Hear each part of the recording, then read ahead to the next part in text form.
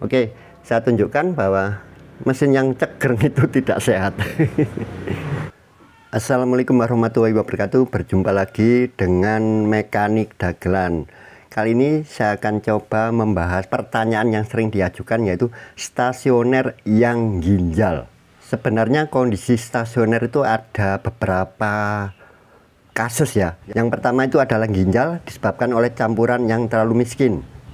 Yang kedua adalah seperti blub atau RPM kayaknya terlalu rendah, itu campuran bensin yang terlalu banyak, terlalu kaya.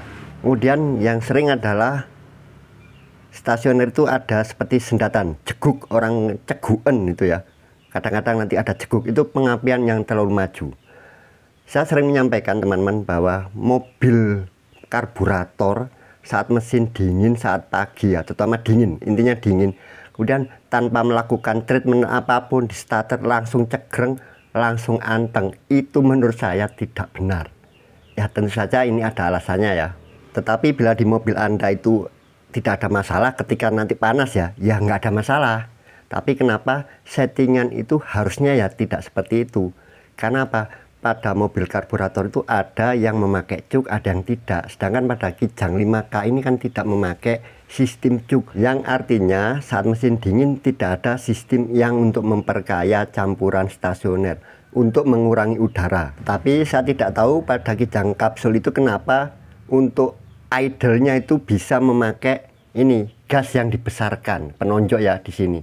Itu berarti kan campurannya saat mesin dingin sudah setting kaya menurut saya. Jadi meskipun mesin dingin ya langsung ditonjok, ini bisa dinaikkan RPM-nya. Sedangkan pada mobil saya ini tidak.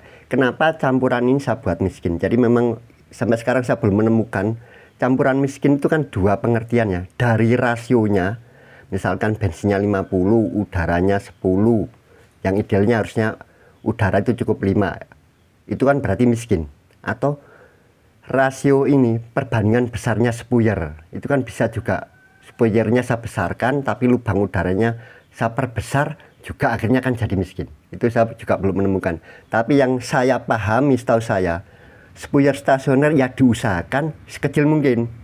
Sedangkan soal campurannya bisa diperkaya dengan memperkecil lubang air bleeder. Lah ini Pak Yanto karburator itu kan sering menunjukkan memperkecil air bleeder karena ada indikasi ginjal itu rata-rata campurannya miskin.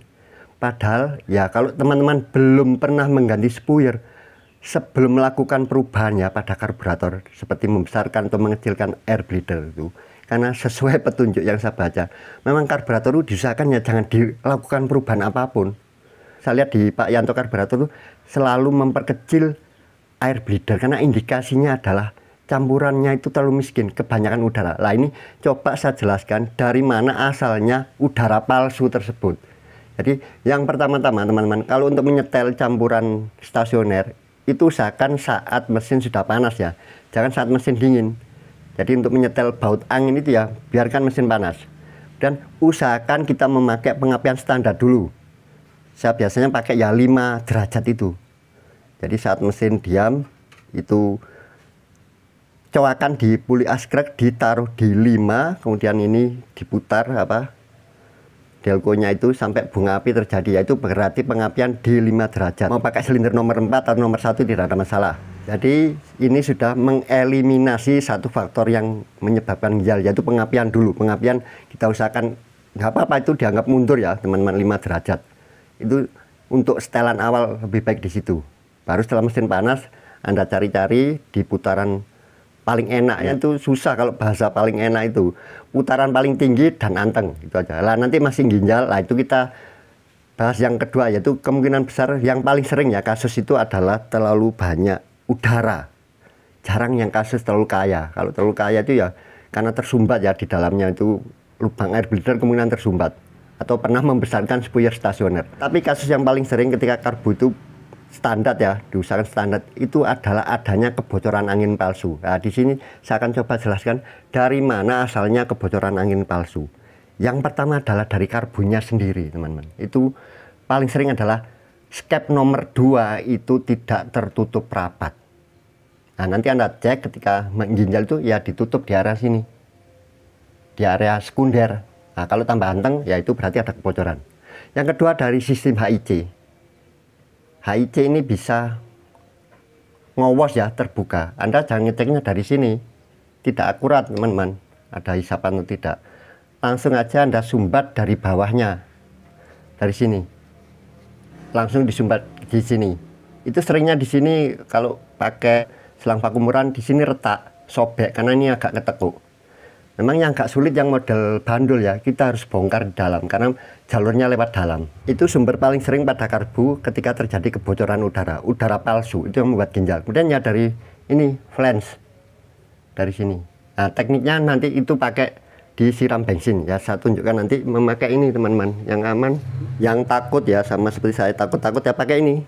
Cari botol aqua, kemudian ujungnya dicari bekasnya pilok atau WD untuk menyemprotkan bensin supaya tidak berlebihan, dan ke titik yang dicurigai. Ini lebih mudah kalau pakai ini. Kalau teknik siram itu nanti kita tidak akurat ya di mana lokasi kebocoran. Nah, di samping kebocoran dari skep sekunder, ada kemungkinan kebocoran apa? Dari as, teman-teman. Asnya ini sudah oblak. Itu teknik diketok atau apa. Tapi intinya usahakan tidak merubah apapun di dalam karbu ini, merubah air bleeder atau sebagainya. Kalau mau merubah, belikan spuyer repair kit gitu aja teman-teman. Coba yang aslinya usahakan jangan dirubah-rubah ya, karena komponen ini sebenarnya sudah dirancang pabrik sangat presisi. Kemungkinan terjadi malfungsi ya karena ada faktor lain. Itu juga bisa pakai teknik semprot tadi ya, semprot bensin di area sini, karena udah umum ini asnya juga oblak. Itu menyumbang kebocoran angin palsu karena ini di bawah, masuk di bawah skep.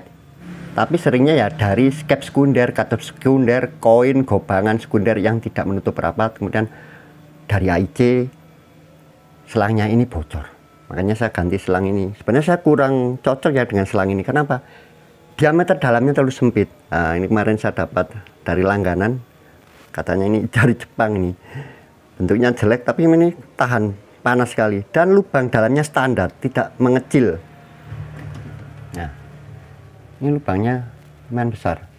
Kalau ini rapat karena lubang dalamnya sangat kecil, luarnya yang dipertebal gitu.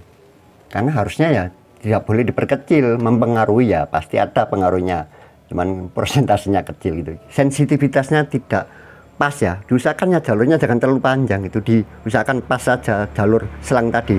Ini sudah terlalu panjang, diameter dalamnya diperkecil lagi.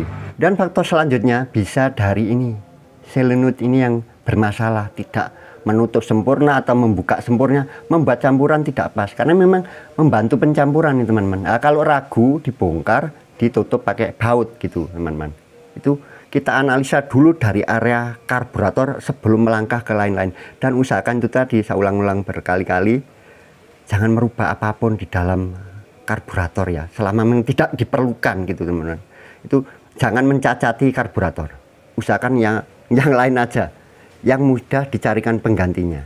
Bagian dalam ini jangan di-OT-OT, lubang-lubangnya jangan di-OT-OT, karena saya melihat ya itu kasus paling sering ditangani Pak Yanto karburator, yaitu campuran yang terlalu miskin. Itu penyumbangnya sangat banyak teman-teman. Makanya cara paling aman ya mengecilkan air bleeder tadi. Tapi itu menurut saya tidak menyelesaikan masalah selama sumber masalahnya bukan dari situ saja. Komponen lain juga harus dicek sebelum ini keputusan terakhir ya untuk merubah-rubah di dalam area karburator. Intinya udara palsu itu adalah udara yang masuk setelah skep, di bawah skep. Kalau di atas skep tidak terlalu pengaruh, yang di bawah skep. Artinya udara yang sudah dicampur dengan ideal sama spuyer dan air bleeder tapi berubah. Campuran yang sudah matang tadi itu berubah karena ada udara palsu. Jadi adanya kebocoran udara palsu itu pastinya di bawah skep ya, setelah skep. Nah, kemudian dari mana lagi? Yang sering adalah dari vakum delco. Vakum delco ini apa? Tembus dengan sini. Yang bagian ini, intake manifold. Karena intake manifold kan berhubungan dengan ruang udara di bawah skep. Nah, ini langsung aja dicabut di sini atau di pertigaan ini bisa jadi teman-teman kebocoran. Ada pertigaan ini karena memakai AC, dan juga bisa kebocoran itu di solenoid idle up-nya. Itu semua potensi bisa. Bahkan punya saya itu kemarin kebocorannya di sini, ini kan tidak ada ya AC-nya. Vakum penonjok idle up di sini itu bocor vakumnya. Jadi udara ini ketika AC dinyalakan ya, itu tembus ke sini, ginjal tambah ginjal. Nah, untuk memastikan ya disumbat, semua potensi itu disumbat. Kemudian ini dari ini jalur PCP, bisa PCP-nya terlalu ngelos atau sebagainya, atau selang yang di sana longgar, selang di sini juga longgar. Dipastikan disumbat dulu area-area yang dicuriga itu.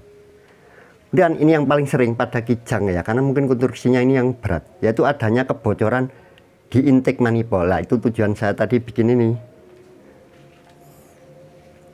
Ini enak teman-teman. Nah, ketika mesin hidup, Anda semprotkan ini di area manifold ya, terutama yang bikin ginjal ya di area intake. Pokoknya nanti ketika Anda semprot ini, insya Allah aman ya pakai ini, karena itu jauh ya dari pengapian. Kelihatan perubahan mesinnya semakin anteng. Nah, nanti saya tunjukkan dengan teknik tutup tangan bahwa ini tidak ada kebocoran angin palsu, tetapi settingan saya itu settingan miskin stasionernya. Lah, alasannya kenapa? Saya jelaskan sebentar lagi. Jadi ini teman-teman ya, ini berguna sekali alat ini juga untuk bisa menyiram lens dari karbu ini. Kemudian masih ada lagi, yaitu pada kijang 7K itu ada jalur dari tutupnya filter itu yang masuk ke intake, ada valve itu namanya vacuum limiter valve. Sebenarnya itu membatasi kevakuman, itu bisa bocor, tembus ya, pokoknya disumbat aja dulu sementara. Dan yang terakhir ini, nah ini juga menyumbang kebocoran, bisa dari sambungan selangnya atau kebocoran di master remnya. Disumbat dulu area yang memungkinkan adanya angin palsu. Sekarang saya jelaskan kenapa saya memakai campuran stasioner yang miskin. Jadi ketika ini pagi mesin dingin, di starter tidak bisa langsung hidup teman-teman. Kita perlu satu kali injakan pada pedal gas. Nanti akan hidup, tapi tetap saja hidupnya tidak langsam ini. Nanti saya tunjukkan dengan tutup tangan kelihatan bahwa itu campurannya miskin. Kenapa saya setting ini? Harusnya ya settingan itu ya langsung normal ya. Tidak terlalu miskin, tidak terlalu kaya, langsung anteng. Itu bisa teman-teman memakai itu. Selama apa? Selama HIC ini berfungsi. HIC ini ketika mesin panas, saya itu kan memakai termostat ya. Sebenarnya males itu saya pakai termostat, karena memang secara teknis harus memakai termostat, kata anak saya. Kenapa? Suhu di ruang mesin ini sangat panas dan itu masuk ke kabin. Ya, itu kasus lain. Itu area di sini, di karbu ini ya sekitar 80 derajat. Ini harusnya memang sudah membuka. Makanya namanya HIC, Hot Idle Compensator. Ketika mesin panas itu cenderung banyak penguapan bensin, itu akan memperkaya campuran stasioner. Stasionernya tidak enak. Ya, beda dengan ginjal ya, lebih ke bleb-bleb. Nah, itu kenapa saya bikin miskin, karena saya tidak tahu apakah HIC saya itu masih normal. Benarkah nanti ketika suhu 80 derajat bisa membuka sesuai kebutuhan, mempermiskin ya, mempermiskin campuran yang jadi kaya karena ada tambahan uap bensin ketika area di sini panas. Itu saya tidak yakin ini masih akurat gitu loh teman-teman. Karena kemarin kalau saya setting stasioner itu normal ya, tidak miskin gitu, nanti ketika mesin panas ginjal, karena ini tidak bisa memberikan tambahan udara yang pas. Nah, ini settingnya saya juga tidak tahu persisnya, karena memang ini harus dibuat presisi banget ya, bukanya sesuai benar kebutuhan mesin. Jadi ketika mesin panas, di area sini panas, ini pasti membuka ya, terutama kalau memakai termostat.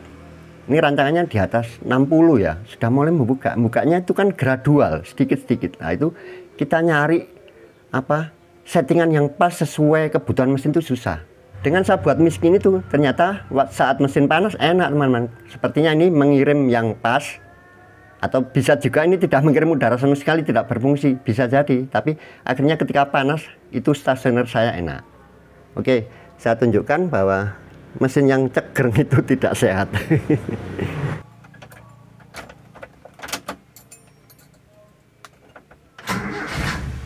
Ya kan? Oke, saya injak pedal gas satu kali.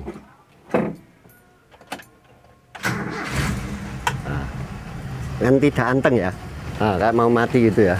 Saya tunjukkan ini bukan pengapian tapi campuran yang miskin.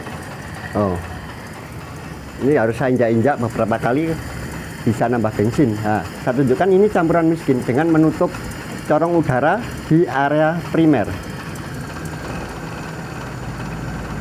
ya. Anteng kan? bahkan hampir tertutup. Ini campuran sangat miskin. Bukan berarti saya memakai spuyer stasioner yang kecil, teman-teman. Ini spuyer stasioner relatif besar, tapi lubang air bleedernya itu besar. Akhirnya campuran miskin. Nah, kan harusnya yang gini langsung anteng gitu ya. Kan karena saya untuk mengkompensasi saat musim panas, saya takutnya ini tidak memberikan asupan udara yang pas gitu ya. Mudah-mudahan bisa dipahami ya teman-teman. Jadi ini insya Allah tidak ada kebocoran angin palsu. Nah ini saya tambah asupan bensin dengan gas-gas, ini kan pompa akselerasi nyemprot.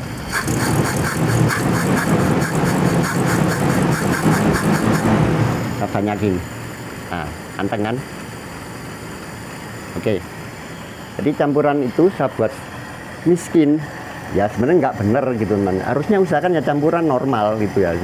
Selama menurut saya ini bisa membantu nanti ketika musim panas. Dan yang dimaksud itu tadi saya belum menemukan rasio ya. Yang disebut miskin itu apa? Apakah patokannya rasionya atau spuyernya yang harus kita perkecil? Tapi kalau menurut saya teman-teman, ya spuyer stasioner diusahakan sekecil mungkin. Ya tujuannya efisiensi. Makanya nanti ada namanya vakum double itu. Sesaat nanti kita jelaskan. Oke, saya matikan dulu. Nah, setelah panas, kalau ini cukup lama ya mobil saya itu, kalau sampai membuka termostat bisa 10 menitan, baru Anda setel. Nah, kalau tidak ketemu dan pengapiannya sudah di set ke normal ya, ke standar dulu gitu maksud saya, ke 5 derajat, masih ginjal, terlalu banyak udara, dicari dulu kebocoran seperti tadi saya sebutkan, di mana potensi kebocoran itu ada pada mobil. Jadi nanti setelah mesin panas kita cari di manakah letak kekurangan dari sistem karburasi pada sistem stasioner pada mobil ini gitu teman-teman. Ketika panas saja. Nah, nanti kita lanjut yang membahas sistem primer. Ini stasioner dulu kita usahakan ya enak gitu teman-teman, anteng. Setelah panas dan sesuai pengapian ini standar dulu. Nah, ini sebentar saya tunjukkan, mungkin tadi kurang, yaitu campuran yang terlalu kaya ya. Tapi kasus itu jarang teman-teman kalau terlalu kaya.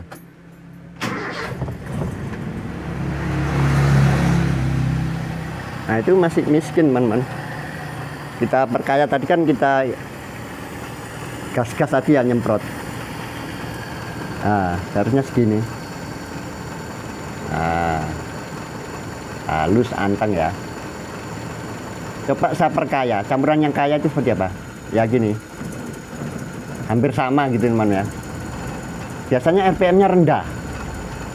Sedangkan campuran yang miskin itu tetap RPM-nya bisa tinggi ya. Oke, saya cabut udara di sini aja. Yang ke ini, ke solenoid idle up, mempermiskin. Nah, hampir sama ya. Nah ini terlalu miskin. Intinya kita cari apakah campuran itu terlalu kaya atau terlalu miskin, yaitu dengan teknik tutup tangan itu yang diajarkan oleh Pak Yanto. Jadi terima kasih sekali lagi kepada Pak Yanto Karburator. Beliau itu suhu saya, baru saya pertama kali menemukan video yang mudah dipahami tentang karburasi ya dari Pak Yanto itu, dengan teknik yang luar biasa, teknik mujarab, teknik tutup tangan. Nah, itu bisa kita tes kalau jalur sekunder ini ada kebocoran. Nggak ngaruh kan teman-teman. Pakai kertas teman-teman kalau ragu, kertas yang diukur pas gitu ya. Tapi gini aja udah cukup. Kalau di sekunder skepnya itu membuka, jadi penyumbang angin palsu itu sangat banyak. Dan putaran stasioner itu memang sangat sensitif terhadap campuran. Tidak ada. Di sini ada cabut, ini ada cabut, sumbat. Terus pakai ini, bensin ini, kocor aja. Nah, kan? Terutama intake ya, paling sering itu intake. Pokoknya terjadi perubahan apapun, mau tambah enak, tambah ginjal, itu pasti ada kebocoran di area intake. Ini kasus paling sering, makanya ini saya rubah kemarin, saya memakai baut tanam. Karena seringnya dol ya, yang baut asli itu.